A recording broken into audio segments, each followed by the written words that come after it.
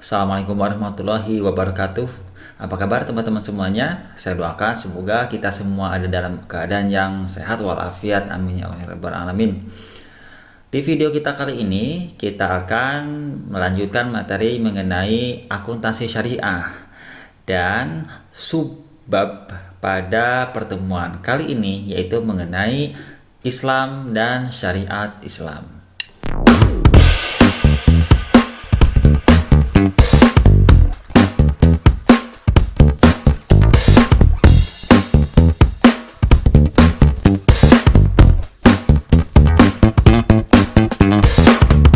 Kenapa kita mesti belajar Islam dan syariat Islam? Karena di akuntansi syariah jelas berbeda dengan akuntansi konvensional. Sehingga di akuntansi syariah mempunyai pedoman ataupun prinsip yang berbeda, yaitu dari syariat Islam. Oleh karena itu, kita tentunya akan membahas mengenai hal ini.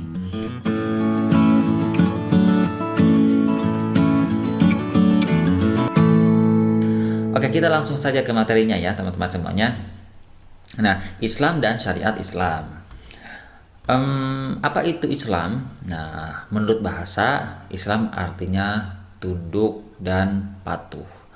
Kalau tunduk dan patuh berarti kita akan siap untuk menjalankan apa yang diperintahkan oleh Islam. Dan juga kita siap untuk meninggalkan apa yang dilarang oleh Islam. Kan begitu ya? Nah, sekarang menurut terminologi, sesuai dengan hadis riwayat Muslim, bahwa Islam adalah bahwasanya engkau bersaksi bahwa sesungguhnya tiada Tuhan selain Allah dan bahwa sesungguhnya Muhammad adalah utusan Allah. Engkau menegakkan salat, menunaikan zakat, melaksanakan saum Ramadan, dan menunaikan ibadah haji ke Baitullah jika engkau berkemampuan melaksanakannya. Ini kalau kita simpulkan, ternyata isi dari hadis riwayat Muslim ini mengenai rukun Islam yang 5 ya. Rukun Islam itu pertama syahadat, yang kedua sholat, yang ketiga zakat, yang keempat berpuasa, dan yang kelima beribadah haji jika kita mampu. Sehingga teman-teman, jika kita meninggalkan salah satu dari rukun Islam, maka akan dipertanyakan keislaman kita. Setuju gak? Misalkan di antara kita ada yang masih bolong-bolong dalam sholat. Dari 5 waktu mungkin hanya 4 atau hanya 3 yang kita laksanakan, 2-nya bolong. Wah, Masya Allah, itu tentunya harus dipertanyakan keislaman kita. Atau puasa, masih suka bolong-bolong, nggak puasa Ramadan, puasa yang wajib ya, ataupun puasa kodok ya. Nah, itu harus kita laksanakan. Oke, kita lanjutkan lagi ya, makna Islam nih. Makna Islam itu cukup banyak. Dari kata aslama atau tunduk serta patuh tadi sudah saya sampaikan. Yang kedua, salama atau pasrah, berserah diri. Berserah diri artinya menyerahkan diri kita kepada Allah Subhanahu wa taala. Karena apa? Karena sebetulnya kita hidup di dunia ini untuk Allah Subhanahu wa taala. Ya, kita melaksanakan kehidupan sehari-hari kita untuk Allah Subhanahu wa taala, yang tentunya nanti di akhirat akan kita ambil apa yang telah kita lakukan selama hidup di dunia. Oleh karena itu, kita di dunia itu kan harus beribadah. Karena dengan beribadah lah maka akan ada yang kita ambil di akhirat nanti sebagai bekal untuk nanti ya. Kemudian tangga ataupun derajat. Islam artinya tangga atau derajat. Kalau tangga itu berarti dari yang bawah sampai ke atas sampai dengan yang paling atas lagi. Nah, teman-teman semuanya, arti kata sulam atau tangga ini artinya di Islam yang akan dinilai, yang mempunyai derajat tinggi, yaitu ketakwaannya. Jadi Islam tidak akan melihat seberapa besar kekayaan yang kita miliki, seberapa besar juga seluruh harta, rumah, kendaraan, pakaian, uang atau apapun yang kita miliki, ataupun bahkan jabatan seperti itu ya, ataupun seberapa banyak istri yang kita miliki. Itu kalau untuk yang laki-laki enggak dari sana ya. Tapi dilihat dari apakah dia itu takwa atau tidak. Dan kalau sudah menjadi muslim, maka dia akan bertakwa, dan disitulah derajatnya tinggi. Kemudian ada lagi kedamaian atau silim atau silmi. Itu artinya damai. Islam itu jelas damai. Kalau ada orang Islam yang mengajak keributan, berbuat onar, berbuat fitnah dan lain-lainnya, maka bisa kita pertanyakan keislamannya. Dia mungkin Islam di KTP tapi di kelakuannya dia tidak Islam, maka itulah yang kita harus pertanyakan. Kemudian yang selanjutnya ada kesejahteraan, kebahagiaan, dan keselamatan. Kesejahteraan teman-teman semuanya, bahwa kita sebagai orang Islam itu sejahtera. Kalau Islam sejahtera itu dalam arti luas, bukan hanya dalam kepemilikan harta, karena percuma harta berlimpah kalau hatinya tidak lapang. Percuma juga kalau banyak kendaraannya tapi perasaannya was-was, tidak bahagia. Ya, sementara yang namanya sejahtera itu akan berkaitan dengan kebahagiaan, kemudian juga nanti pada akhirnya akan adanya keselamatan. Kenapa selamatnya? Kalau kita menjalankan apa yang diberitakan oleh Allah itu akan selamat.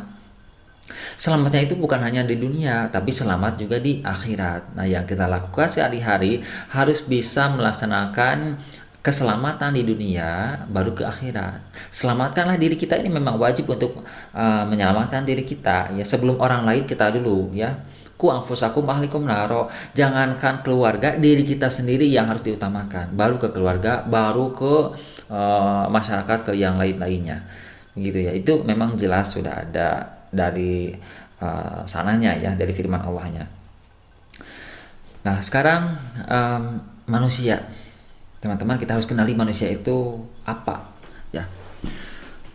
Manusia itu adalah makhluk yang dimuliakan oleh Allah Subhanahu wa taala karena mempunyai ruh dan keistimewaan berupa akal, serta diberi tugas oleh Allah Subhanahu wa taala untuk menjalankan peran sebagai khalifah atau wakil Allah di bumi untuk mengatur alam dan seisinya sesuai dengan ketentuan Allah Subhanahu wa taala.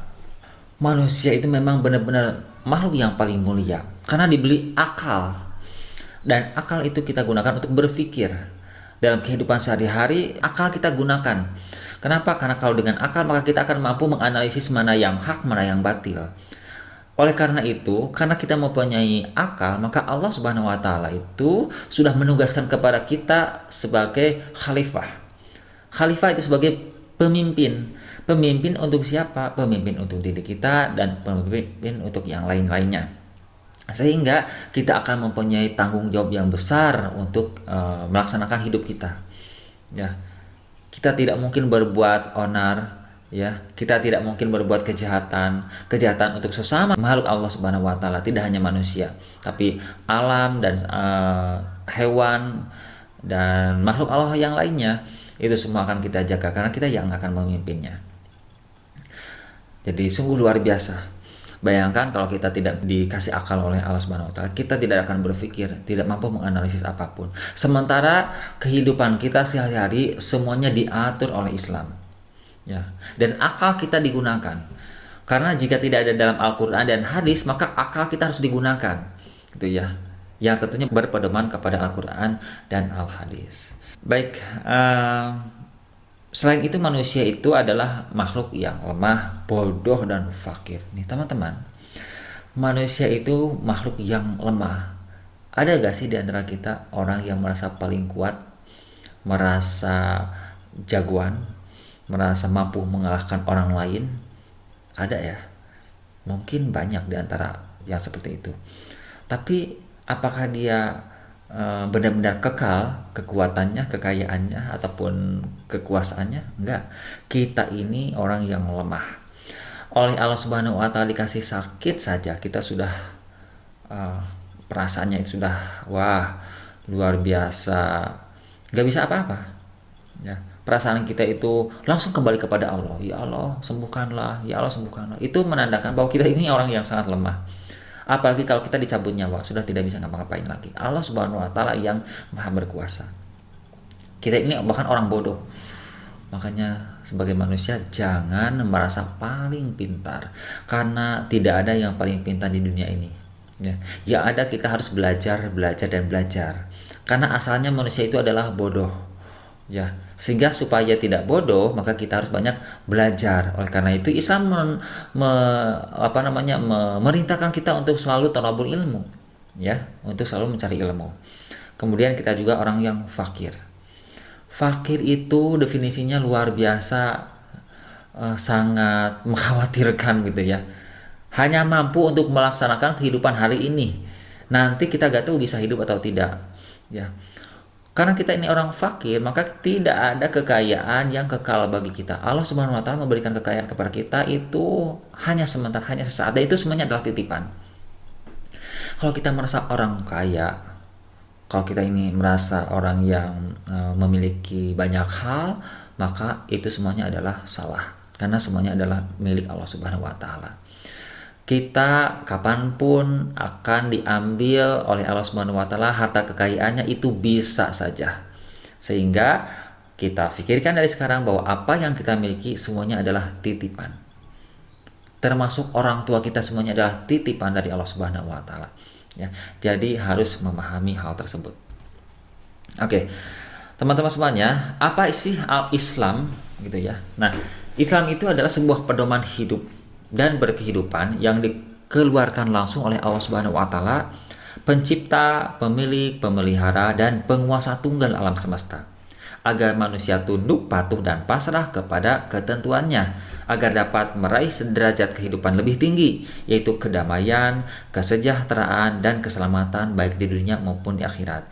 Jelas bahwa Islam ini adalah pedoman. Islam ini adalah pembawa kita ke dalam keselamatan. Artinya bahwa jika kita tidak masuk secara kafah terhadap agama Islam, maka kita tidak mempunyai pijakan yang benar. Oleh karena itu, jika kita ingin merasa selamat di dunia, selamat di akhirat, bahagia di dunia, bahagia di akhirat, maka harus masuk ke dalam agama Islam secara kafah atau secara menyeluruh, jangan setengah-setengah. Baik teman-teman, ajaran Islam ya itu terdiri dari 3 hal. Oke, ini harus difahami supaya akan masuk ke dalam hati kita. Ya, yang pertama adalah akidah. Akidah tercermin dari rukun iman. Ya, kemudian syariah tercermin dari rukun Islam. Kemudian akhlak tercermin dalam perilakunya. Oke, ingat ada akidah, ada syariah, ada akhlak. Oke, sekarang kita lihat gambar bangunan ini.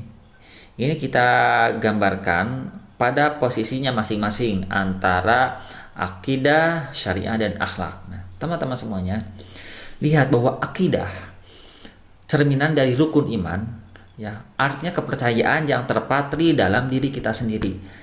Jadi akidah itu ada pada pondasi yang paling bawah, ya, sehingga tercermin dari rukun iman. Iman kepada Allah, iman kepada malaikat Allah, iman kepada kitab Allah, iman kepada Rasul Allah, iman kepada hari akhir, iman kepada takdir, baik itu qada maupun qadar. Kalau tidak percaya hal tersebut, maka teman-teman semuanya pondasinya tidak akan kuat. Kalau sudah pondasi kuat, maka kita masuk ke syariah. Ya, syariah itu tercermin dari rukun Islam. Ya, makanya kalau kita sudah mempunyai akidah yang bagus, maka kita pasti akan menjalankan syariat yang baiknya, menjalankan syahadat, sholat, zakat, puasa, ibadah haji bagi yang mampu. Itu akan kita laksanakan. Dan itu adalah syariat Islam bagaikan dinding-dinding di dalam bangunan. Dan yang paling atas, yang paling nampak oleh kita, yaitu adalah akhlak.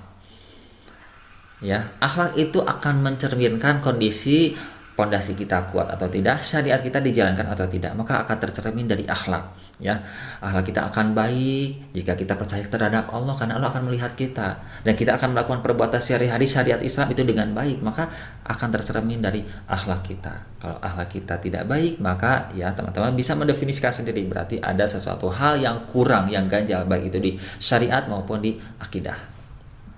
Akidah menurut bahasa Arab itu akad, berarti ikatan. Ya. Menurut istilah, akidah adalah perjanjian yang teguh dan kuat terpatri dalam hati dan tertanam di dalam lubuk hati yang paling dalam. Kalau berbicara akidah, berbicara kepercayaan, berbicara ikatan, berbicara hati kita yang paling dalam yang tidak nampak oleh orang lain. Ya, itu hati kita yang tahu dan Allah Subhanahu wa taala. Ketika ada yang nanya, apakah kamu percaya bahwa ada kitab Allah? Lisan kita mungkin menyebutkan kayak gini, oh percaya sama saya sama kitab Allah. Tapi hati kita bisa mengatakan iya atau bisa mengatakan tidak, tergantung akidah kita. Kalau kita mempunyai akidah, maka apa yang disampaikan, apakah merasa bahwa kita itu percaya terhadap seluruh rukun iman, nah maka akidah kita juga akan sama merasakan seperti itu hati kita juga. Jadi akan sinkron. Oleh karena itu memang ini yang paling dalam, yang paling mendasar dalam hidup kita, akidah. Ya. Jadi akidah bagaikan ikatan perjanjian yang kokoh yang tertanam jauh dari dalam lubuk hati sanubari manusia. Oke. Dalil akidah. Dia telah mensyariatkan bagi kamu dalam agama apa yang telah diwasiatkannya kepada Nuh dan apa yang telah kami wahyukan kepadamu dan apa yang telah kami wasiatkan kepada Ibrahim, Musa dan Isa, yaitu tegakkanlah agama dan janganlah kamu berpecah belah tentangnya. Bahkan ada beberapa ayat lain juga dalam Al-Quran ya yang menyebutkan mengenai akidah ini. Nah, akidah ini oleh Allah Subhanahu wa taala telah dijelaskan tidak hanya saat ini tapi juga pada kitab-kitab sebelum Al-Qur'an. Kemudian rukun iman ini tadi sudah saya jelaskan ya. Kemudian ada 5 golongan manusia. Nih teman-teman, silakan pilih mau masuk ke yang mana ya. Apakah yang pertama golongan mukmin, yaitu orang yang menerima dan meyakini rukun iman. Yang 6 dengan tulus dan jujur sepenuh hatinya, atau yang kedua kafir, orang yang menolak rukun iman secara terbuka dan terang-terangan. Saya gak percaya dengan rukun iman, saya tidak percaya dengan Allah, saya tidak percaya dengan adanya utusan Allah. Jelas itu adalah kafir. Orang munafik, orang yang berpura-pura menerima akidah Islam namun hatinya tidak. Ya saya adalah Islam, di KTP saya Islam, tapi hatinya menolak adanya rukun iman. Itu orang yang munafik. Atau yang keempat, musyrik, menyekutukan Allah. Kita percaya kepada Allah, tapi kita percaya juga kepada benda lain selain Allah ya. Percaya kepada patung-patung, pada mungkin batu ali akan menyelamatkan kita, atau kepada hal-hal lain. Nah, itu namanya adalah musyrik, menyekutukan Allah.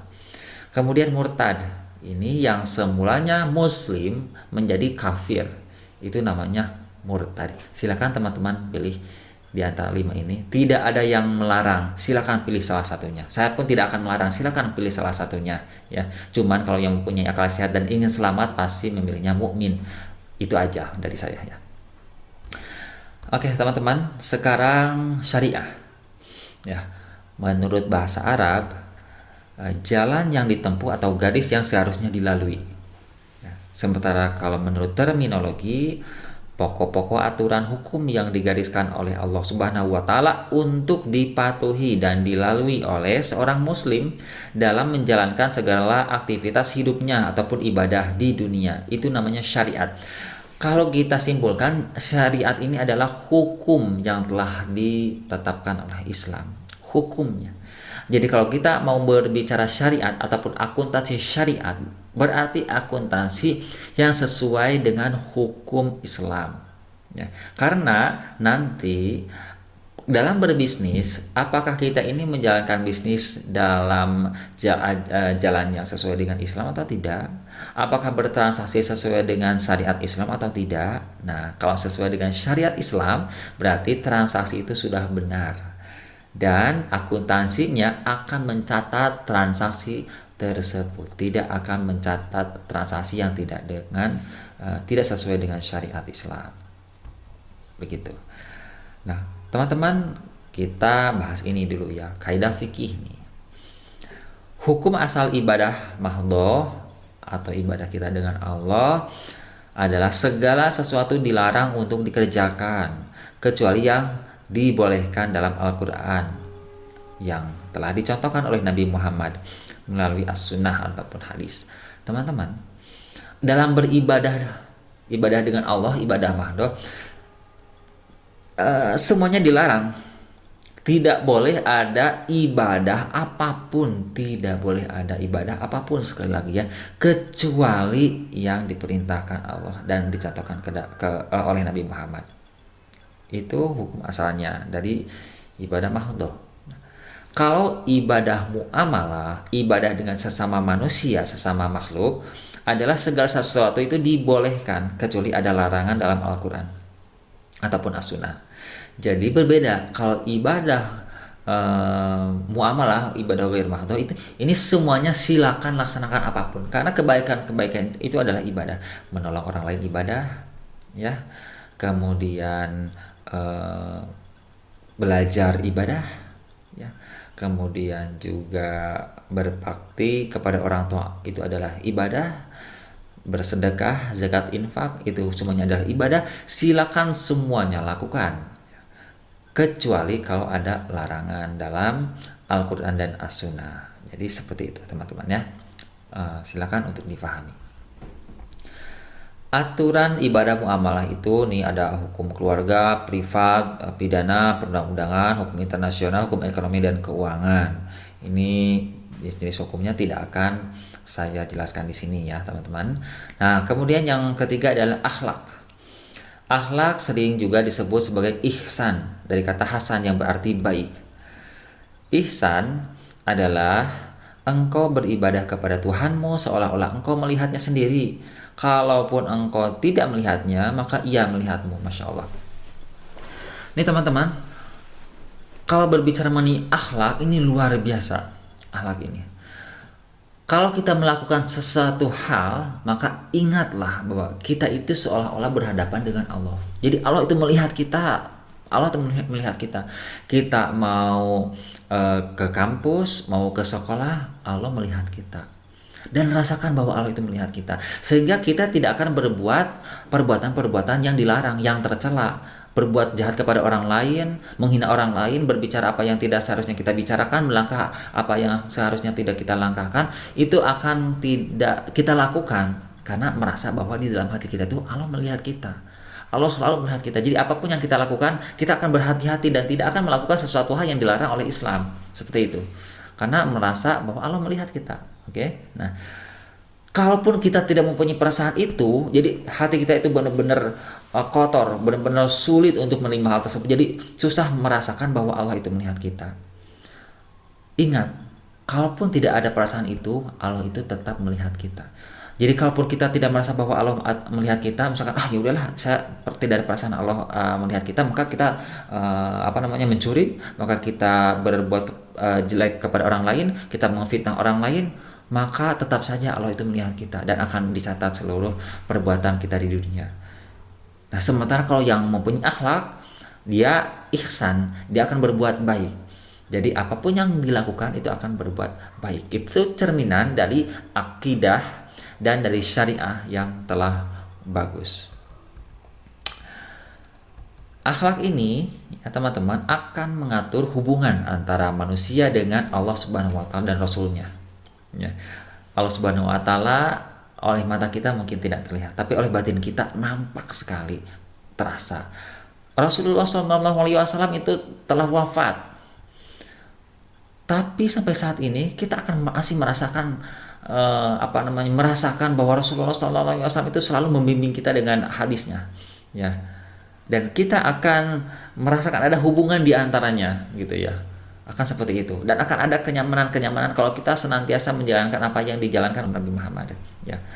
Kemudian ada juga hubungan akhlak kita dengan diri kita sendiri, ya, hubungan dengan sesama manusia. Kalau dengan sesama manusia, kita jelas kita akan berbuat baik dengan orang lain. Kepada diri sendiri pun tidak mungkin kita mencelakakan, karena itu dilarang mencelakakan kepada diri sendiri, ya. Apalagi terhadap Allah SWT dan terhadap Rasulullah. Akhlak kepada Allah akan beribadah dengan sebaik-baiknya. Akhlak kepada Rasulullah akan mengikuti ajarannya, gitu ya. Akhlak kepada alam, tentunya kita tidak akan melakukan kerusakan-kerusakan alam, karena sama-sama makhluk Allah Subhanahu wa taala. Oke, teman-teman semuanya, ini dalilnya akhlak kepada Allah dan Rasul ya. Saya cukup membacakan. Katakanlah, jika kamu mencintai Allah, ikutilah aku. Niscaya Allah mengasihi dan mengampuni dosamu. Allah Maha Pengampun lagi Maha Penyayang. Apapun yang telah kita lakukan, dosa-dosa yang telah kita lakukan, jikalau kita kembali kepada Allah, maka menunjukkan akhlak kita kepada Allah, maka kita ikuti apa yang diperintahkan oleh Allah, dan Allah Maha Pengampun, akan dihapus dosanya. Katakanlah, taatilah Allah dan Rasul-Nya. Jika kamu berpaling, maka sesungguhnya Allah tidak menyukai orang-orang yang berbuat zalim. Dan tidak hanya kepada Allah Subhanahu wa taala, tapi ikuti pula ajaran Rasulullah Shallallahu alaihi wasallam. Itu akhlak kepada Allah dan Rasul. Akhlak kepada diri sendiri, teman-teman. Dirikanlah salat, tunaikan zakat, dan rukulah beserta orang-orang yang ruku. Ya, jalankan rukun Islam. Mengapa kamu suruh orang lain mengerjakan kebajikan, sedangkan kamu melupakan dirimu sendiri, padahal kamu membaca Alkitab ataupun Taurat? Tidaklah kamu mengerti. Ini teman-teman, ya. Kalau kita hanya menyuruh orang lain untuk berbuat ibadah dan diri kita sendiri tidak beribadah, menyuruh kepada orang lain untuk sholat, zakat, puasa, sementara kita sendiri masih bolong-bolong, maka akhlak kita kepada diri kita sendiri itu tidak baik. Na'udzubillah min dzalik, tidak boleh seperti itu. Kemudian akhlak kepada sesama manusia. Hai anakku, dirikanlah salat dan suruhlah orang mengerjakan yang baik, dan cegahlah dari perbuatan yang mungkar, dan bersabarlah terhadap apa yang menimpamu. Sesungguhnya yang demikian itu termasuk hal-hal yang diwajibkan. Jadi berbuat kebaikan, beribadah tidak boleh untuk diri sendiri. Kita membiarkan orang-orang yang ada di sekitar kita berbuat kejahatan sementara kita berbuat kebaikan? Tidak. Tapi kita pun harus mengajak orang-orang untuk beribadah, untuk berbuat kebaikan pula. Itu adalah akhlak kita sesama manusia. Dan janganlah kamu memalingkan muka dari manusia, dan janganlah kamu berjalan di muka bumi dengan angkuh. Sesungguhnya Allah tidak menyukai orang-orang yang sombong lagi membanggakan diri. Yang ini dalil menunjukkan bahwa kita tidak boleh sombong kepada orang lain, tidak boleh angkuh, tidak boleh membanggakan diri, tidak boleh melakukan hal-hal yang tercela bagi orang lain. Sayangilah mereka, sayangilah sesama manusia, karena semuanya adalah milik Allah, semuanya adalah khalifah, dan semuanya juga akan kembali kepada Allah. Mari kita ajak mereka untuk berbuat baik sehingga kita akan bertemu dengan Allah Subhanahu wa taala di surganya nanti. Kemudian akhlak kepada alam. Ingatlah ketika Tuhanmu berfirman kepada malaikat, sesungguhnya aku hendak menjadikan seorang khalifah di bumi. Mereka berkata, mengapa engkau hendak menjadikan di bumi orang yang akan berbuat kerusakan padanya dan menumpahkan darah? Ini dalam Quran surat Al-Baqarah juga sudah memang menjelaskan bahwa manusia ini sifatnya adalah serakah, ya. Sehingga kita harus membiasakan diri berakhlak baik kepada alam, ya. Alam kita dijaga oleh kita sendiri. Ya, kita lihat sekarang sampah-sampah dibuang ke alam, kemudian juga pencemaran dibuang lagi ke alam, alam rusak. Kemudian juga wajar kalau ada bencana-bencana yang diakibatkan oleh alam, karena sebetulnya pada dasarnya kita sendiri yang tidak mempunyai akhlak baik terhadap alam. Teman-teman, ini adalah bagan Islam, a comprehensive way of life. Artinya Islam itu general, menyeluruh. Apapun yang dilakukan di dunia itu bersumber dari Islam. Bagan ini menunjukkan bahwa Islam itu menyeluruh. Ya, kita lihat saja. Ini saya akan tunjukkan melalui kursor ini ya. Ini Islam, ada akidah, ada syariah, ada akhlak. Ya, khususnya mengenai akuntansi syariah, kita lihat dari sini. Islam ke syariah, dan dari syariah itu ada muamalah, ada ibadah ya kepada Allah, ibadah Allah. Dari muamalah ibadah sesama manusia, ada yang sifatnya special right, sifatnya public right, ya, hukum dengan sesama masyarakat. kemudian juga ada interior affair, kemudian ada lagi kesininya ke bawahnya ada ekonomi. Dari ekonomi ada khusus ke finance atau ke keuangan, dan dari keuangan di sini masuk ke leasing, insurance, banking, mortgage, kemudian venture cap ya. Dan ini adalah lembaga-lembaga keuangan di mana akuntansi syariah akan kita gunakan. Oke teman-teman, jadi jelas bahwa akuntansi syariah akan dijalankan sesuai dengan syariat Islam. Karena transaksinya di sini, transaksi ini adalah transaksi yang dapat menjalankan prinsip Islam dalam transaksinya sehari-hari. Oke. Baik, kita lanjutkan ke hukum Islam ya. Disebut juga hukum syara ya. Jadi teman-teman kalau dengan hukum Islam ataupun hukum syara ya, adalah hukum Allah yang mengatur perbuatan manusia yang di dalamnya itu mengandung tuntutan untuk dikerjakan oleh para mukallaf atau ditinggalkannya, atau yang mengandung pilihan antara dikerjakan dan ditinggalkan. Jadi kita tuh tinggal memilih saja. Hukum syara ini ataupun hukum Islam, kita tinggal memilih aja apakah kita akan melaksanakan hukum Islam atau meninggalkannya. Itu pilihan ya. Nah, hukum syara hanya dapat diambil dari sumber hukum Islam, yaitu Al-Quran dan As-Sunnah. Dan kalau tidak ada dalam Al-Quran dan As-Sunnah, maka ijma sahabat para nabi ataupun qiyas itu bisa kita lakukan, gitu ya. Nah, klasifikasi hukum Islam atau hukum syara ada wajib, ada sunnah, ada mubah, ada makruh, dan ada juga haram. Ya.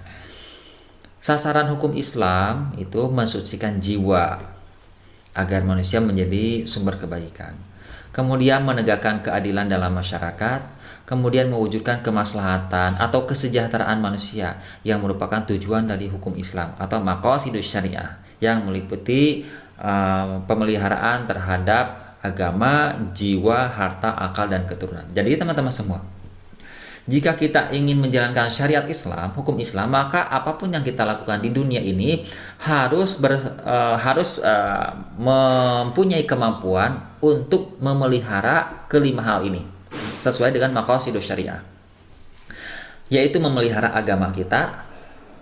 Apa yang kita lakukan memelihara jiwa kita, apa yang kita lakukan akan memelihara harta kita, apa yang kita lakukan akan memelihara akal kita, dan apa yang akan kita lakukan akan memelihara keturunan kita.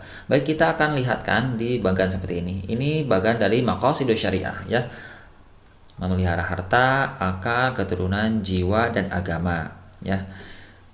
Kemudian juga kalau saya jelaskan kembali, jadi ini ada beberapa hal yang harus dihindari kalau kita ingin menjalankan maqasidus syariah. Ada gharar, ada maisir, ada riba, ada riswah, ada zulmun. Oke, kita jelaskan ya teman-teman. Bagaimana sih memelihara agama itu atau al-muhafadzah 'aladdin? Untuk memelihara agama, Allah Subhanahu wa taala itu mewajibkan manusia untuk salat, zakat, puasa, haji. Gitu ya. Jadi, yang kita lakukan sehari-hari gitu ya. Ya, jikalau kita sifatnya memelihara agama atau maqasidus syariah dalam al-muhafadzah 'aladdin, maka manusia itu tidak melakukan peribadatan tersebut, maka jika di mata Allah ia akan mendapatkan dosa karena tidak menjalankan apa yang diperintahkannya.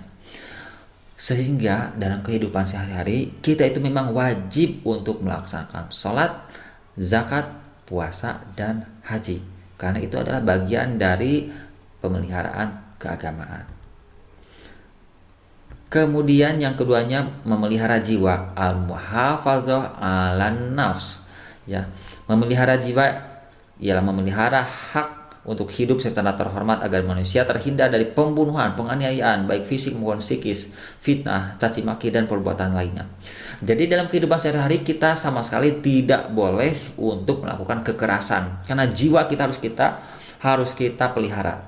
Kita tidak berbuat penganiayaan, kita juga tidak melakukan fitnah, kan supaya diri kita juga tidak kena fitnah, supaya diri kita selamat, supaya jiwa kita tentram, damai, tidak mempunyai was-was, maka kita harus memeliharanya. Kalau ada kejahatan-kejahatan, maka kita tidak mengikutinya, karena itu akan membahayakan untuk jiwa kita.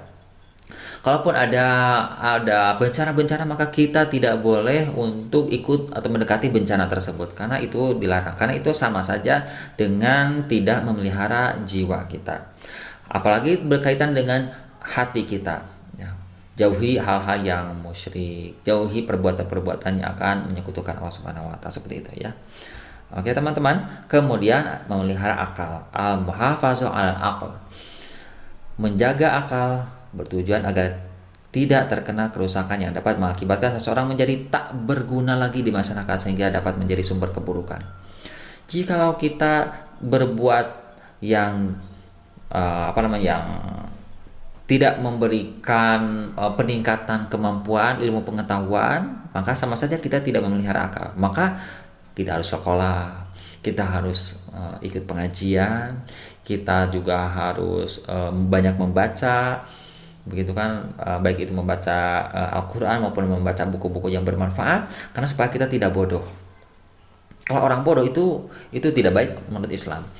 Jadi kita tuh harus pintar, harus cerdas, sehingga pada akhirnya kita akan mampu menganalisis dan membedakan mana yang baik dan mana yang buruk, mana yang hak dan mana yang batil. Dan itu wajib dilakukan. Dalam hukum Islam pun, dalam hukum syara, dalam kehidupan sehari-hari dan ketika bermuamalah, maka kita pun akan mampu menganalisis apakah ini perbuatan sesuai dengan Islam atau tidak, atau apakah ini membahayakan atau tidak. Karena nanti di dalam transaksi perbankan syariah ataupun lembaga keuangan syariah lainnya, kita akan menggunakan akal kita untuk menganalisis dan memberikan kesimpulan apakah ini produk-produknya sesuai dengan syariat Islam atau tidak. Begitu ya. Kemudian memelihara keturunan. Memelihara keturunan adalah memelihara kelestarian manusia dan membina sikap mental generasi penerus agar terjalin rasa persahabatan dan persatuan di antara sesama umat manusia. Ya. Al-muhafazah 'alan nas. Jika kita berbuat kebaikan, maka lakukanlah kebaikan itu sesama manusia. Apalagi berkaitan dengan keturunan. Maka lakukanlah hal yang terbaik untuk keturunan kita. Dari mulai buatlah keturunan kita secara baik-baik, maka nikahlah dengan benar sesuai dengan syariat Islam. Kemudian setelah kita mempunyai keturunan, maka didiklah keturunan kita dengan syariat Islam. Karena keturunan kita adalah penerus kita, ya. Keturunan kita yang akan menyelamatkan diri kita dan dirinya. Begitu ya. Sehingga caranya harus baik pula. Kemudian memelihara harta, al-muhafazah 'alal mal. Menjaga harta bertujuan agar harta yang dimiliki oleh manusia diperoleh dan digunakan sesuai dengan syariat. Aturan syariah mengatur proses perolehan dan pengeluaran harta. Dalam memperoleh harta harus bebas dari riba, judi, menipu, merampok, mencuri, dan tindakan lainnya yang dapat merugikan orang lain. Jadi, perolehlah harta kita dengan sebaik-baiknya dengan cara yang baik. Maka gunakanlah pula dengan cara yang baik dan hasilnya pun akan baik. Itu memelihara harta. Awas, harta kita di dalamnya ada harta ataupun ada hak orang lain. Jika kita tidak melakukan zakat, maka sama saja kita tidak memelihara harta kita. Seperti itulah teman-teman. Sepertinya materi kita pada kesempatan kali ini cukup sekian dan saya sajikan dengan cukup cepat. Karena berkaitan dengan video itu memang kalau terlalu lama akan membuat kita menjadi boring. Dan mudah-mudahan tidak cepat puas, dan teman-teman semuanya yang ingin menggali lagi berkaitan dengan Islam dan syariat Islam bisa cari lagi ilmu di tempat lain atau kepada orang-orang yang lebih ahli lagi. Saya kira video saya cukup sekian. Kita ketemu lagi nanti di video selanjutnya masih dengan bahasan akuntansi syariah. Assalamualaikum warahmatullahi wabarakatuh.